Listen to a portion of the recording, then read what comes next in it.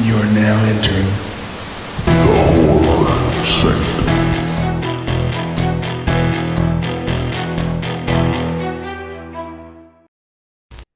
Hello, and welcome back to the Horror Sanctum podcast. I'm Jay with John, Kellen, and TJ.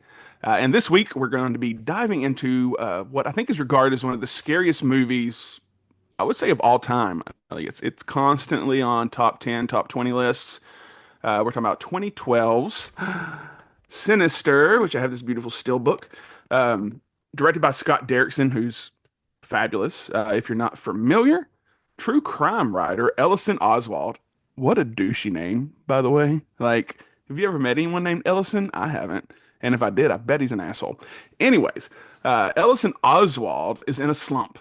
He hasn't had a bestseller in more than 10 years and is becoming increasingly desperate for a hit. So, when he discovers the existence of a snuff film showing the deaths of a family, he vows to solve the mystery. He moves his own family into the victim's home and gets to work. However, when old film footage and other clues hint at the presence of a supernatural force, Ellison learns that living in the house may be fatal. And fatal, spoiler alert, definitely is. Just picking up on your comment, Jay, while I'm still thinking about it, I believe the name of this author is kind of a tip of the hat to Bret Easton Ellis, who is the original writer of American Psycho. Right. Since this guy's, doing true crime and Has whatnot. anyone So else read American Psycho, by the way? I've So skimmed it. It's that very, scene is so much longer oh in yeah, the book than it is in the movie. That's the yeah. only reason I read it. But Uh, um, his other good book, he had one other good book they made into an Less Than okay Zero. movie. Less Than Oh Zero. yeah, he did Less Than Zero. That was the Hmm. Robert Downey Jr. movie. But I'm thinking about it was made into like a 2002 movie. It's and it has like a character, like a side character as the main guy uh from Not American Rules of Psycho. Attraction Rules of with the Attraction. beak. That was a good Yeah, movie. yeah, Yes. Oh, that's a dark movie. I That's remember very that. yeah, dark. Yeah. Very yeah, dark. It's good though. yeah. That kind of dark satire type thing. That's what Bret Easton Ellis does probably better than most. So, anywho, Sinister, Sinister come on the scene. I remember when it first come out in 2012. Everybody was talking about it in the theater. I come a little later to it. I didn't watch it while I was in the theater. I watched it probably like a year later. But it already had like a lot of fanfare and like it was one of those things that like a bunch of people went to see at the time and I heard really good things organically from it. So I'm always into those kind of things. I don't know why I didn't end up seeing it in the theater. I think I was just working all the time at that point. Uh, that was back in my Dollar General store manager days of 60 plus hour weeks. So didn't see a lot of things in the theater back then. But Sinister, this was, I believe, the same year The Purge come out, the first Purge, wasn't it? Also with Ethan Hawke. So Ethan Hawke was kind of in his almost semi comeback phase, and he was Purge used was 1 year later.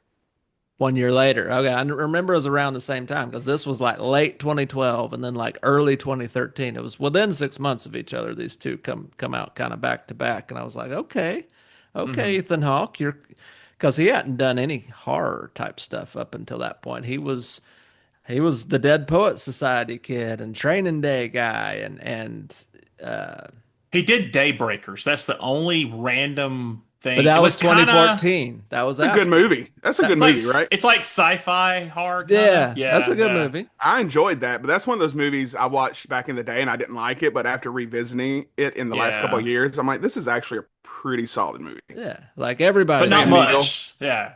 He didn't do much, yeah, I for met him sure. once. Yeah. That's a humble brag. I did meet him at the Belcourt thanks to TJ letting me know he was going to be there. He was super nice. He didn't want to sign anything, but I got a picture. So Yeah, I think that was a show I was supposed to go to, and then at the last minute I couldn't. But he directed that softball movie, right? Isn't that what that was for? no, it was his daughter's movie Wildcat, Oh, which was about yeah. a Wildcat. Okay. author or a poet. Yeah, Okay, it was a very good movie, very strange, but it was like a passion project for both of them. right.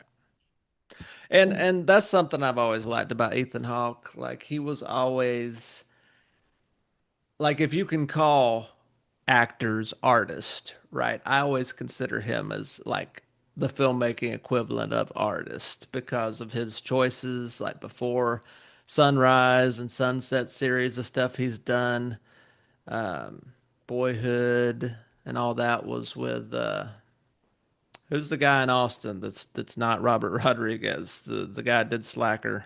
Oh God, he did Bernie. He's a great filmmaker. Yeah, Richard something. He did Dazed and Confused. yeah, God, I can't think of his name. Bernie with Jack Black.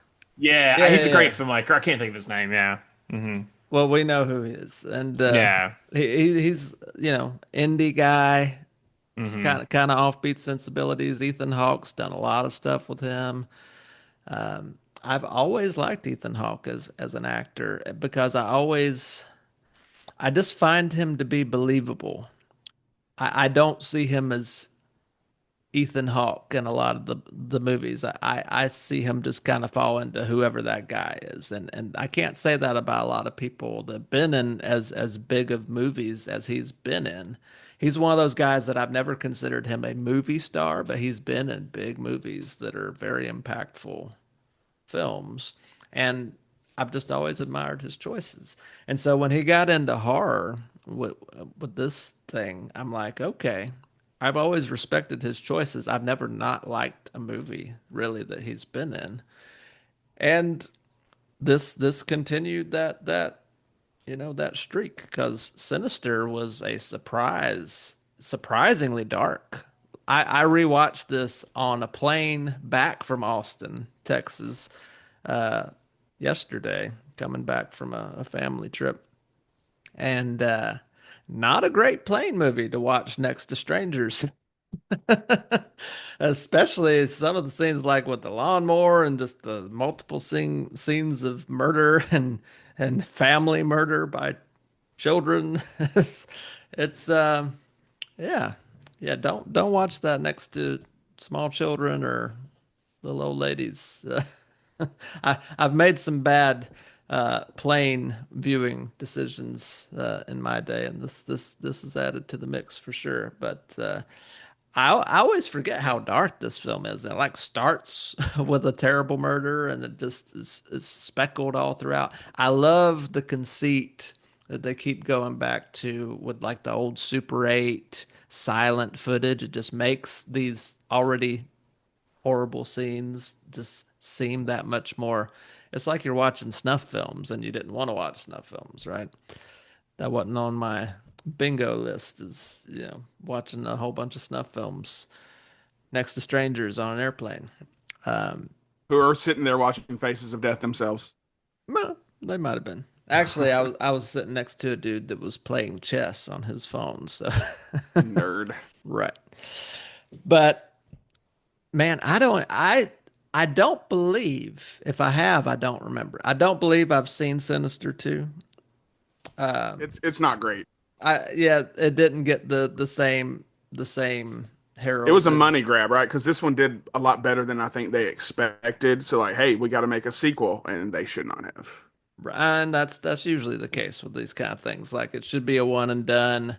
The less we know about this, I don't know if I guess it's like a demon entity, but they were kind of selling it as like a supernatural slasher, but it's not really a slasher. It's kind of a possession thing, but it's kind of a ghost thing. It's kind of a demon thing. It's got a lot of elements of stuff to it that I like, and I like that they don't give away too much until kind of the end it's naturally starting to wrap up. It feels like a tight movie, even though it's like an hour and 51 minutes, something like that. It feels like about a buck 30, and that's about as good a compliment as I can give to a thriller that's paced this way.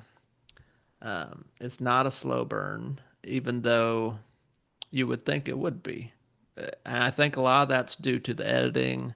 It's due to every time there would naturally be a lull in other movies, that's when you get, oh, here's another murder that's connected, and here's more scenes of this kind of thing. I feel like they paced it, they edited it very well. It's got the supernatural demonic character. There's things going on. Anything you put creepy kids, like that kid that comes out of the box in the middle of the night screaming backwards, that's about as scary of a thing as I've seen, watching late at night. I watched this with my daughter a few years back, and that scene always gets us. And I don't really have a lot of negative critique to this, other than the fact that I've heard such negative stuff or not as good the stuff that I've just steered clear of the sequel just because I want this to just live as what it is. And I think it's a great mythology building that would be very hard to live up to, which is probably why after they made a second one, 10 years later, they still haven't made a third one. Like, I think they pretty much killed the franchisability of this thing. And I think it should have just been one and done. So to me, this is a standalone, really great supernatural horror film. It's a little ghosty, it's a little demonic. It's got slashery vibes. It's got the true crime thing. It's got a little bit of everything. And I think the blend, it works for me. But what say you, Kellen? Yeah, so I watched this years and years ago. 2012 was when it came out. It was probably not long after that I watched it. And I remember liking it back then. Like you said, hour and 50 minutes. It doesn't feel like an hour and 50 minutes. 64% on Rotten Tomatoes, which I think is low. I think Ethan Hawke does not get enough credit for the level of acting that he gives in just about every single performance, from Training Day to this to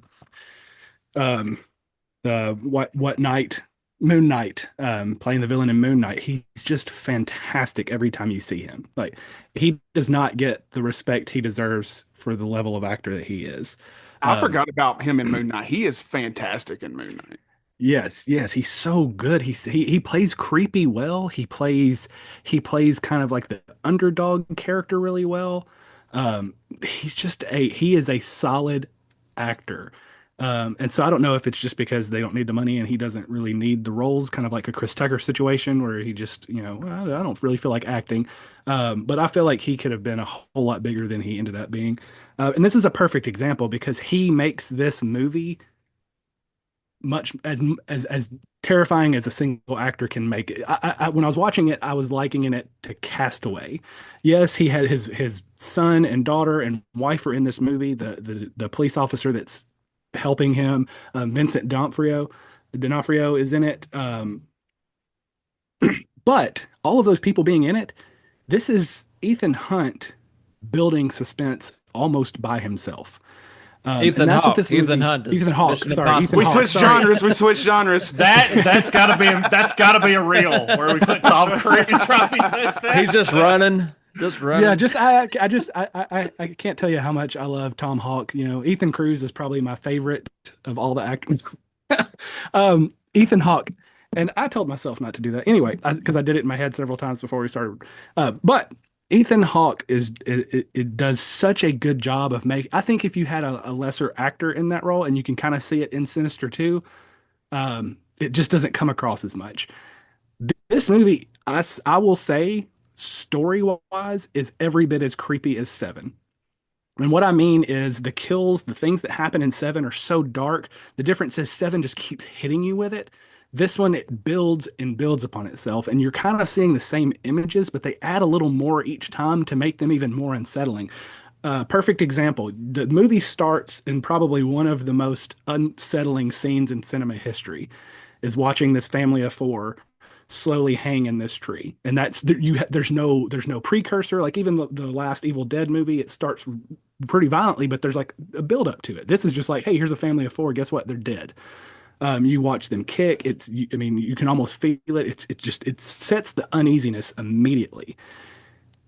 And they build upon that when they start to uncover more, when Ethan Hawke finds the additional footage and you see the girl come from behind the tree and she's swinging from what looks like one of her parents. Like, how twisted is that? That not only is Mr. Boogie the main antagonist of the series, if you want to call it that, but at least of this movie, not only is he creepy, but the premise that there's a entity that not only kills people but feeds on their children, like that's horrifying.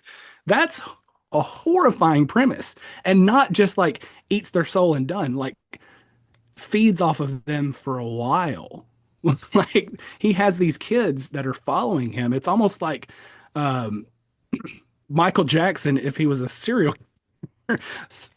RIP MJ. But he's got these kids that are just following him around and he's using them for food and having them commit these atrocities and it's like they get more and more violent though as you watch it. I mean, you think about the ways that people talk about well, like the worst ways to die.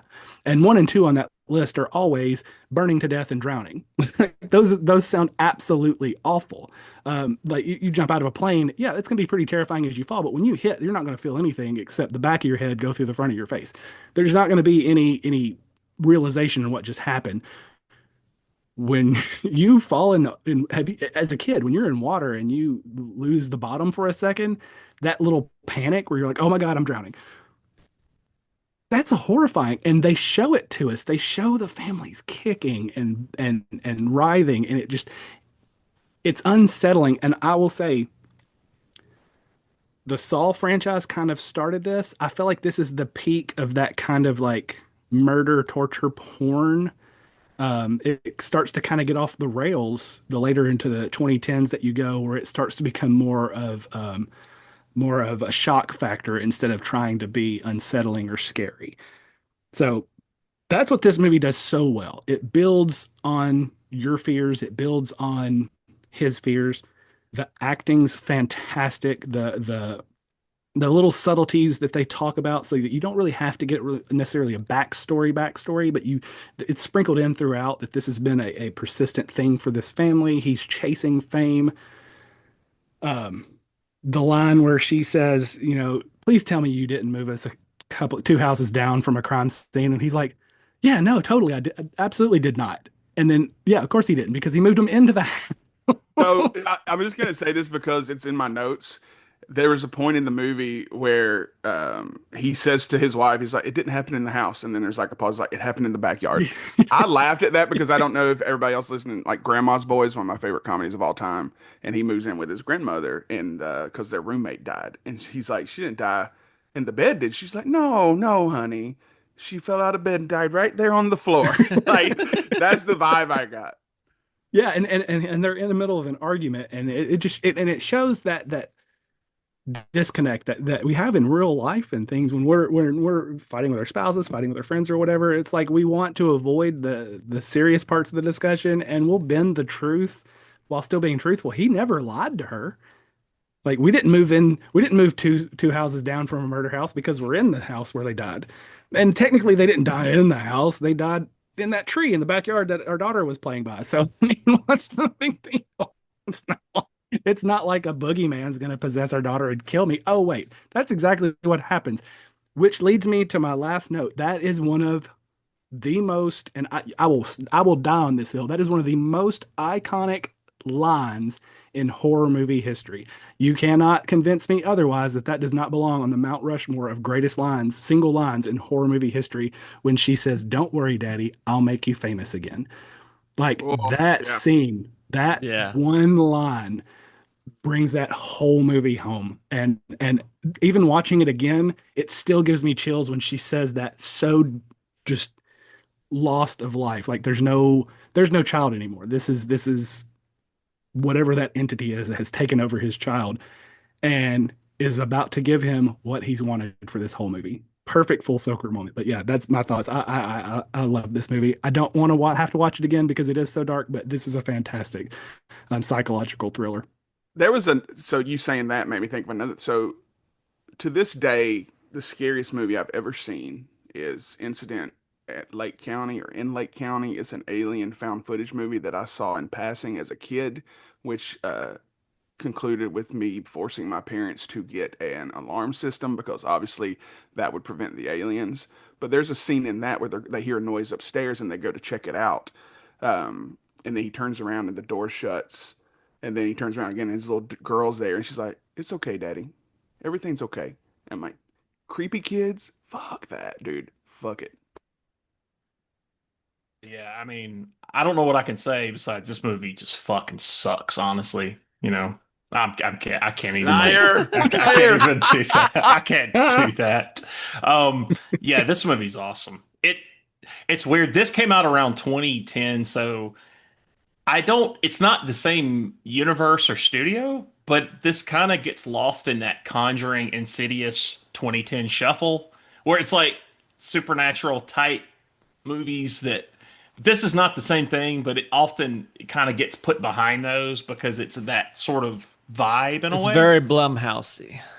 Yeah, it's very Blum. Yeah, but I don't think Blumhouse did it. But it's like They didn't, but you would think they did. Like the time frame where it came out, the way it looks, everything. Yeah, I would like if you asked me, I'm like, oh yeah, it's totally, but it's not. yeah. Kellen, you talked about Training Day. Yeah, that movie is just every time I see that with Denzel, it's just I get sucked back into that like a villain. Sucks you in as a villain in that It's a movie master so class. well. It's a master class of acting, just the two of them. Mhm. Yeah, yeah.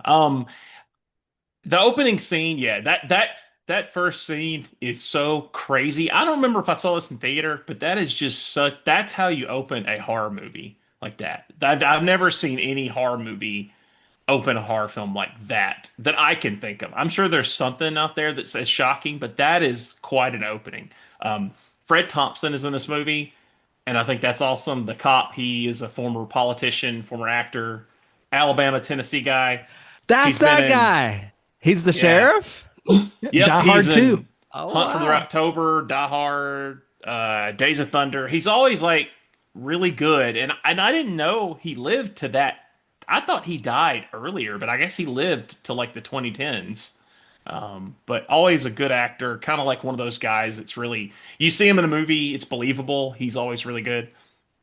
I think Ethan Hawke is great. I agree. I think everything he does there's something about his acting that you don't ever question, is this guy trying? He just is that guy. You don't ever see Ethan Hawke. You don't ever go like, it's just like you see the guy and you're like, oh, this is that guy. He's a true crime guy. He's obsessed with it. He's sitting in this house. He's kind of odd. Like you just immediately just go with this dude, even if you don't agree with him. You're like, I know this guy. This is totally real. It's very slow burn. You talked about Seven. The Fincher thing is like very similar. If you took Bagul out of it, it definitely could be like a Fincher type movie. If you just made it like a true crime film. And that's the other thing I thought about too was this movie and Longlegs are kind of like not really spiritual cousins, but they sort of have this vibe together that I could see being like a double feature. There's something about Longlegs in this movie. They just feel connected in a way. The weirdness, the darkness, the families, the murder stuff. There's just something about it. I was the first thing I was thinking about rewatching it today. The Super 8 film stuff is great. I mean, that's the only thing I've ever seen do that as well would be that scene in True Detective when Matthew McConaughey shows Woody Harrelson the VHS tape. That's like the only time I've ever seen anything besides this show something where you're just fucking shot. Like it's like real and scary. Because usually when they do, home movies and movies, it's never good. And this felt like a 70s thing. Like you're talking about the lawnmower where it's going and then it hits and he's like, ah, like the jump, like that's really good. The sound effects in this film are perfectly spot on for really elevating the scares too.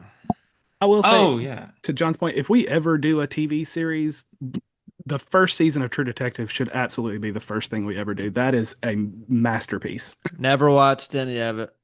Oh, You don't it's have to worth watch anything watching just after the for- first season, but that first It's season great. is 5 stars, 10 out of 10, Mhm. perfection from beginning to end. Woody Alexander Harrelson and Matthew Daddario's McConaughey are best role, amazing. right? Yeah, right. Wink. It's a horror show, really. I think this movie, the only critique I can ever think about this movie, and it's not even like a big deal, is Bagul. When you see Bagul, he's creepy, but the more you see him, and I haven't seen Sinister too, but the more you see him and the more you see him, if you focus too hard, he starts to look like a member of like Slipknot or something. I wrote that And down. A little I bit. said it's nice to have a member of Slipknot branch out. yeah, and it's not, and but it is creepy. It's not like that's not like a knock. It's just I was thinking about that today. I was like, you almost see him a little too much with the face, That's and then hilarious. Yeah, because after I rewatched it again, I was trying to. I'm like, this reminds me of something, but you're spot on. It's one of the guitarists from Slipknot. yeah, for sure. And I think Scott Derrickson is like kind of tried to make this type of movie over and over, and he's never made anything this effective, I don't think. I think Black Phone was really good. I really like it. But I think this is like his purest kind of horror film where there was no compromise and it was really him. It really showed what he could do. And I think ever since then, he's kind of tried to grasp that, and it's hard because of studio, whatever. It's never easy to get that again. I also like that he has the deputy guy in it. That seems to be like one of his main dudes he puts in his movies, like in Black Phone. That guy, he's like a funny actor. He's pretty Yeah, good. He's always, he's in my notes too. James Ransone. Like I like him a lot. yeah, He was in the It movies. He was in Black Phone. Yeah, he's great in that. yeah. I mean, it's overall, I really like this movie. There's not really anything wrong with it. I like it. I don't have many more notes, honestly. That I think it's great, and I think it's just kind of gotten lost in the shuffle, sadly. Yeah, it really did. And I agree with all you guys. My first note is like that opening scene told us exactly what we're in for, right? Like from the jump. And there are other movies that start like that, I'm sure. Like you said, John, I can't think of any off the top of my head, but it's kind of like when they put Marilyn Manson's Sweet Dreams in a trailer, I'm automatically Hmm. in. You start a movie off like this, I'm here for it. Like I'm ready Hmm. to roll. Um, I don't think this is in the bucket, but I know it's a movie that Kellen has I thought discussed this in the was in the episode on. bucket. It may be. Was it? Oh, did I already draw it from the bucket? I think this was a draw from Okay. the bucket. Yeah. You're right. You're right. Um, so it's one of those movies too. Like you said, John, it has gotten lost. I probably haven't seen it maybe since it came out, honestly. And it's something that I've wanted to go back and rewatch, and I'm glad I did because it's just like you said, you kind of forget about it. And then when you start it up and you're watching, you start remembering like, oh shit, like this is truly terrifying, right? Um, my biggest question about it, why why do all home movies have to involve a dad throwing a football and a kid on a tire swing? Show me a movie or TV show where there's flashbacks or VHS and they're not doing that shit. It's so funny. My dad never threw a football with me that I can recall. I definitely didn't have a tire swing because my fat ass would have fallen off of it and broken something. But I thought that was funny. Um, the demon Bagul, also known as Bagul, Mr. Boogie, or Gobble Bagul, as I like to call him. The He gobbledygooker. was terrifying until you like you said you get a little bit longer glimpses of him, and it's still creepy, but it's Slipknot. So I was interested in watching it again.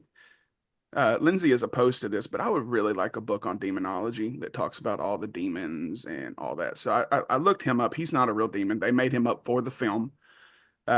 He's supposedly an ancient pagan Babylonian deity who feeds on the souls of children. He manipulates children into committing gruesome acts, often filming them, and then consumes their soul. Now, here's my thing: ancient filming.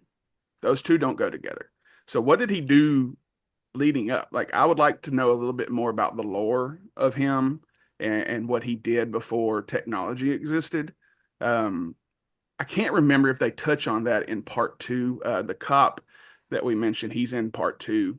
Um, I'm going to go back and rewatch it, but I was looking at the reviews on it, and I was kind of remembering like, so I'm not in a hurry to watch it, but I will watch it soon. But I would like to see a little bit more lore on him, and how he threw down back in the day. I also Aside, think that not having a whole lot just makes it that much more interesting, though. I agree. Hmm. And there's been another movie we've talked about recently with a guest. It may have been Beam that you guys were like, the mystery behind them is a lot more frightening than if we knew more. But I don't know. Sometimes I just, and that's just me wanting to be curious and kind of have this little fascination with demons anyways, and just want a little bit more on that. I guess everybody else, going last, which I've mentioned many times when I go last, is usually everything that's to be said has been said, and this is one of those cases. It's a fantastic movie. It's scary as hell. It's one of those movies, like the first time you watch The Blair Witch Project at home at night by yourself, like that feeling that you got, while we don't get that feeling for The Blair Witch Project anymore. Back then, we got that. This is one of those movies that can do that. Grave Encounters is another one that comes to mind, where Yeah. when you watch that by yourself in the dark, it is creepy. And, being 41 years old, I'm very desensitized, and there's not a lot of things that really creep me out anymore, especially with the way that the genre has shifted to more shock value than actually frightening filmmaking, right?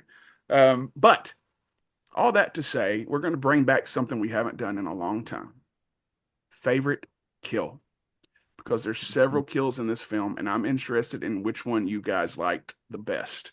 So let's go around and do that real quick. We'll start with Teach. For me, it's the lawnmower kill. Like the coming out of nowhere, you're just tracking this and it's silent and you don't see very far ahead of it, just the way they film it. And then they do that big sound sting just as it reveals the face as it's running over the face. I'm like, Would that's, that kill somebody? I Leprechaun kind of 2 think said it it would. would. Yeah. That Your face isn't Leprechaun. stopping a lawnmower blade. It would mess Right. up your summer, that's for sure. Right, like, it would Leprechaun was definitely the first maim one him, I right? saw it in, but this was the one that really just it startles you because it comes out of nowhere, and it's a horrifying thing to even contemplate. Well, think about when you mowed a yard as a kid, or even as an adult, and you hit a rock or a big stick, that thump, like that kind of Right. gives you the ick Yeah. in your stomach when you think about that kill. So, what about you, K-Dog? But just for reference, a lawnmower blade typically spins between 2,700 and 3,200 RPMs. So Oh, cool. I that don't hits want you in my the face. That face. hits you in the face. You gone. Nose job. Thanks, Peterbilt or Troy Built, not tractor trailers, lawnmowers. Yeah, I mean, like John said, there's not really much you can say bad about this film. I mean, yeah, the demon kind of looks like Slipknot, but the lore overshadows that. As far as kills, I have to go with Ethan Hawke's death and his family's death, and the reason is what makes that scene so much more creepy is that you don't see it. You see the drawing. Mhm. And that drawing is horrifying because it shows them basically dismembered. Their heads and bodies have been cut, and there's blood splattered everywhere. So you know that this girl swung that axe more than one time on each one of them. So that to me is just, because of all of them, it was the most methodical in the killing. I think the rest of them, the build up to them getting killed was probably more methodical. Hanging the people from the tree, getting the people in the car, putting them on the beach chairs or pool chairs, the lawnmower stuff. The killing itself was the most methodical part. So that one to me, that one, when you see that drawing, I'm just like, oh, damn. John. It's definitely the opening hanging. That's like terrifying. That's just the way they film that. It's how it's so slow. It's And like, quiet. they don't even, you don't know, if you didn't know what you were going into with this movie and you just thought it's a horror movie, you start with that, you're like, what the fuck? It's one of those Like, movies where our wives, well, half of us maybe would, like, hey, let's watch this movie, and then it starts like that, and like, all right, we're done. Like, I'm not Yeah, gonna go right. any further. My wife cannot Exactly. watch Hanging ever since that scene in The Sixth Sense. That's just a no-go for her. I wonder how many Yeah. people walked out of the theater. What a waste Oh. of money. You just see people hanging from a tree. You're like, nope, no, thank you. I'm too I don't frugal. need those nightmares. My favorite was the pool one, and it's called Pool Party if you look at the drawings, which is hilarious to me, just because that's the most frightening. Like, just, I don't, the thought of drowning is just awful to me. I think I'd rather burn alive for some reason, as crazy as that might sound. I don't know why, but both of them would suck. But I think Pool Party is probably number one for me.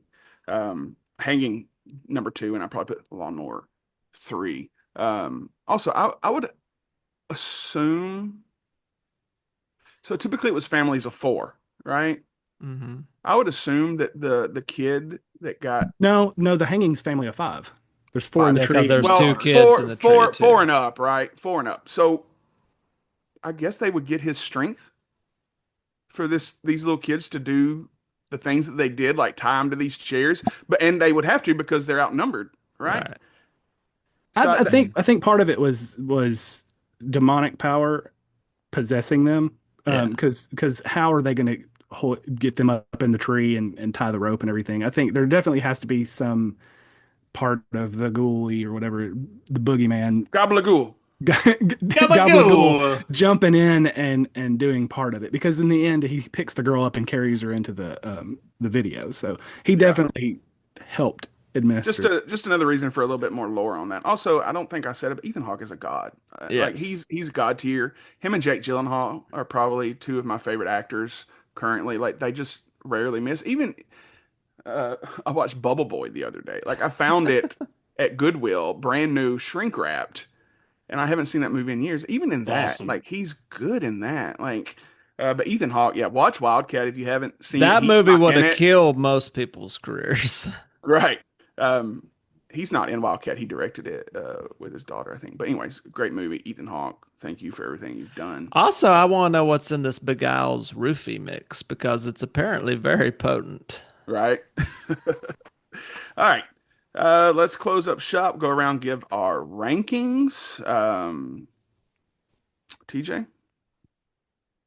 I haven't really thought about a number on this, but man, if I'm being honest, in terms of movies that really actually scared me or make me disturbed, there's not a lot. This is probably a top 10 on that list for me. And just on that alone, I'm shocking myself as I say it, but I think I got to give this a 4.5. Oh wow. Wow. Okay. That's fair though. Kellen. Um, not gonna go that strong, but I can see that. I can see that because again, what's wrong with this movie other than it just absolutely making you crap your pants and not sleep well for a couple of nights? I give it a 4. I mean, like I said, I watched it, and this is one of those movies too that's kind of one of those where you go into it the second time thinking, well, it's not going to be as good because I know it's going to happen, but I had enough time pass where I'd forgotten a lot of the things, so it was almost like watching it again, and then it was being reminded, and then in the process of being reminded, I was like, oh no, I don't want to relive this, but I've got to for the podcast. So yeah, a 4. John. Probably, I would say, yeah, 4. It's a 4. I am curious. What do you guys with the demon? How do you say his name? I just want to hear everyone say it first because I think it's Bagul, It's but I've heard of, Bagul. So it's spelled Bughuul. So Bagul, like Dagul, but with a B. Bagul. Okay, I didn't Bagul. know if. I just Okay, call him Mr. Boogie. Mr. Boogie. Well, there's Okay. a Mr. Boogedy, a Disney movie that's awful, so it kind of takes away from the terrifying nature of the character. But I gave it a 4 as well. Um, again, for the reasons we touched on, like it is truly scary, and that's a hard thing to accomplish these days. Even again, watching it for the first time in years, maybe 20, it's still very, Mhm. very frightening. I said 20, maybe 10.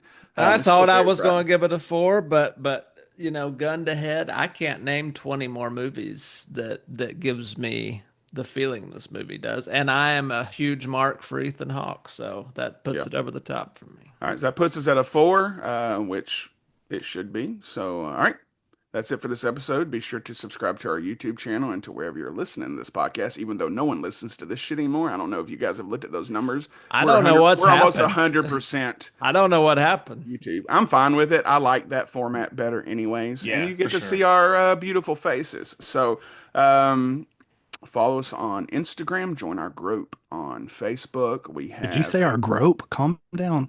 our, Group us on our Facebook. group on Facebook. Don't tell anybody. We have a TikTok. We also have an Amazon Music playlist, which features some songs from this movie as well as others from previous episodes. And come back next week for whatever we got going. Before I sign off, let's do a bucket movie because this was a bucket movie. We have Toxic Avenger. We have Bone Tomahawk. I think Vito wants to do Bone Tomahawk with us. So Be while cool. we're still here and we got a little bit of time, I'm going to draw another movie. God knows when we'll get to it.